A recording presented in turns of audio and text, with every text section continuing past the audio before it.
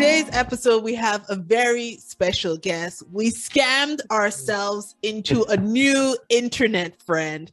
Daniel Rosehill is a marketing communications expert based in Israel. And on the fact that he's an expert in marketing, knows that he not only knows how to spot a scam, he be scamming people.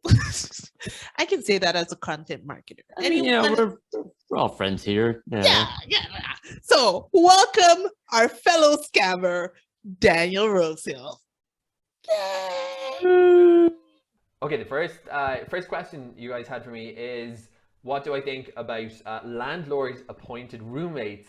So this is basically when you see a listing on a property website and it says it's, $1,500, $1,000, and you think, great, I'm gonna get a room, I'm gonna get a roof over my head finally in whatever city you live in. And then you look at those little details and you figure out that nope, it's not just for the room. No, it's not. Actually a price for a room. It's not for the apartment, and that's not the end of it. There's two other people, there's roommates, but you don't know who they are. The landlord decides that, and you only find out after you sign on the lease. So what do I think about landlord appointed roommates? I'm going to put this in the category of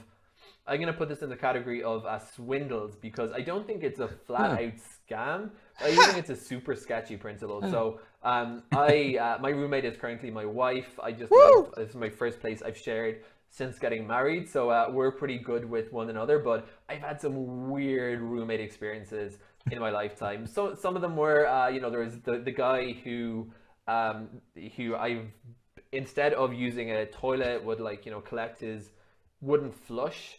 If it's yellow, let it mellow, I believe is the slogan. So that was kind of an uncomfortable confrontation. I also had a guy who would, this was my best roommate, I think.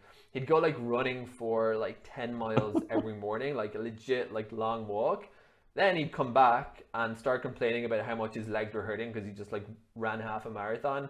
And then he'd spend the rest of the day doing taking out a foam roller and doing exercises to relieve the pain while complaining about the pain. And then the next day would go running again. And this kind of you don't have a job to go to? 6 days a week. This guy took and this is the one best day off per week. So that was super weird.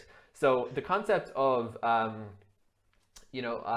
for an apartment, which is stressful, right? The only random roommate experience that I've had that were successful were people that I know. The general population is full of strange people, and that includes me. So yes, the idea that the landlord is going to blindly put together an apartment with people that he or she knows, but they don't know one another, I think that's a super, super sketchy idea, but very intriguing. You could meet some really interesting people that way. No. Okay, scam number 2, yearly rent. He's got more faith in people than I do. Right? I mean, so here's the thing, though. Here's the thing. The scheming part was advertising. So when you're on, first of all, thank you, Daniel. Yes, thank you, Daniel. If that was your best roommate.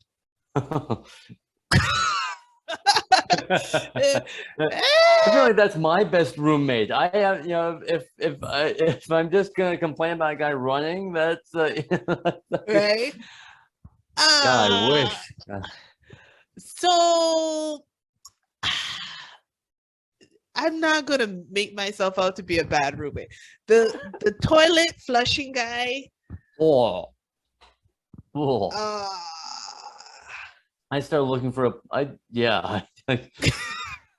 one of us has to go. I can't. That's not just. At least he flushed the number 2.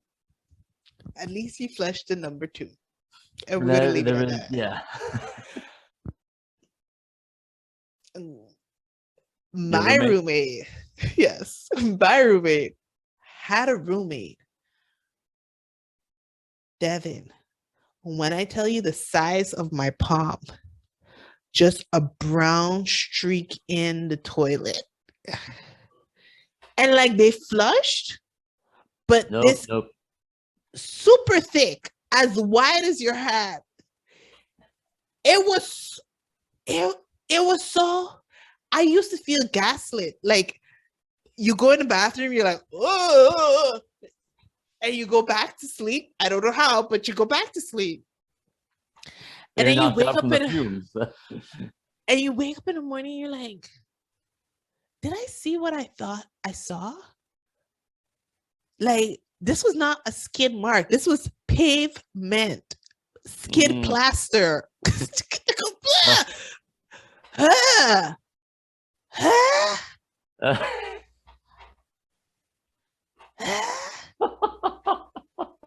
And it happened in my memory, unless I blacked out, at least twice.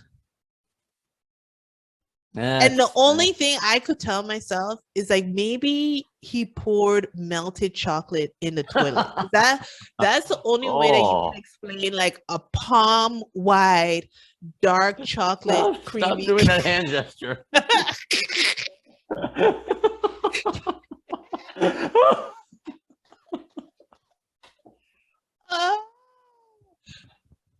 What were we talking about? Roommates. But yeah, this is why you don't leave it up to chance, and you definitely don't leave it up to your landlord to decide who you're living with. Because this is the thing that had me about the ad. I would go and check 3-bedroom apartments. No, I don't want it shared. I'm looking for 3-bedroom housing. And the pricing would come back 3 bedrooms for $1,500. And I'm like, oh damn, that's good. And then you read incredible deal in the fine print where it's like, oh no, it's $1,500 for your room. If it was landlord appointed roommates and I was getting that 1 bedroom for $300, then I would say this is a scheme to solve the public housing crisis, right? Because I feel like this is where I plug an old tweet. I feel like studio apartments are the 1-ply toilet paper of the housing world. Put that up on the screen. Yeah.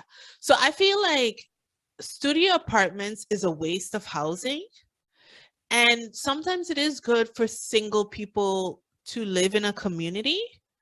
But also, if y'all want to have these crazy rent prices, then yeah, let me rent a room for something reasonable. Don't give me a room for $1,500. If my roommate defaults, am I in trouble? What's going on here? Yeah. If you don't fill the other 2 rooms, do I pay more? You splitting? Yeah, If something breaks, who's responsible? Yeah. If my roommate rules in their boyfriend, how do I? Are you moving out? Yeah. Do they split up? Yeah. So I get what Daniel is saying, and that it's like a swindle, but I think it's a scam just for the fact that the rent price is outrageous, and landlords don't be doing nothing to warrant $1,500 for a room, shared kitchen, shared bathroom. Please. Yeah, if you have a studio apartment that's like affordable and your way, like your stepping stone to another place, like yeah, housing is a human right. Affordable housing, should be available, but livable, worthwhile housing is also important. And I won't share a studio apartment with a terrible ex and 3 parakeets. It was a nightmare. But free sex. Wait, unless they were your ex while did you break up and still have to live together? That's basically what happened. Yeah, that's exactly what happened. Yeah. You scammed yourself.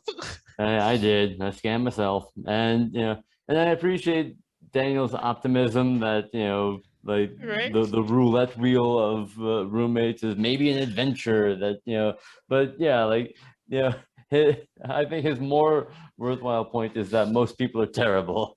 And, all right, scam. Mark. There's a scam. Yeah. All right, Mark. So that's all we have for you today. Please like, comment, share, and be sure to report us to the Better Business Bureau and the Housing Authority. I'm Onicia Muller at ONICIAMULLER. And I'm Devin Whitlock at on Twitter at DEVINAGONISTES. I wish I could have made that more musical than, yeah. Yeah, well. You can do it again. You can do it. Can you do it to the tune of ABCD? DEVINAGONISTES. Hey, Wow, and you didn't get mixed up. That was actually very good. Anyways, join us next week as we look at me. Wow, you passed pre-K. I'm impressed.